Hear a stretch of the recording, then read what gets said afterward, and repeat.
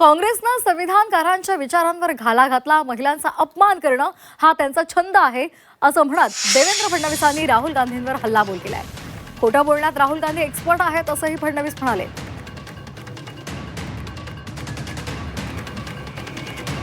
एखादा व्यक्ती किती खोटं बोलू शकतो याचं जर ऑलिम्पिक घेतलं तर मी तुम्हाला सांगतो, राहुल गांधींशिवाय दुसऱ्याला मेडल मिळूच शकत नाही. सगळी गोल्ड मेडल हे राहुल गांधींनाच मिळतील.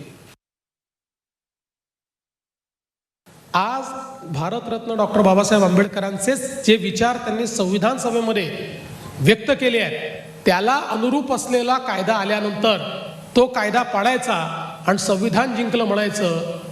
खरं म्हणजे संविधानकारांच्या विचारांवरही एक प्रकारे काँग्रेसने घाला घातलेला आहे आणि महिलांना तर निश्चितपणे मागे टाकण्याचं काम त्यांनी केलं आहे.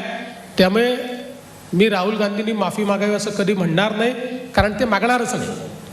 मला हे माहिती आहे, त्यांना महिलांचा अपमान करणं, समाजातल्या इतर घटकांचा अपमान करणं हा त्यांचा छंद आहे. त्याच्यामुळे ते काही माफी मागतील. खरं म्हणजे त्यांनी तर साष्टांग दंडवत घालून माफी मागितली पाहिजे महिलांची, पण मला माहिती आहे त्यांचा तो स्वभाव आहे.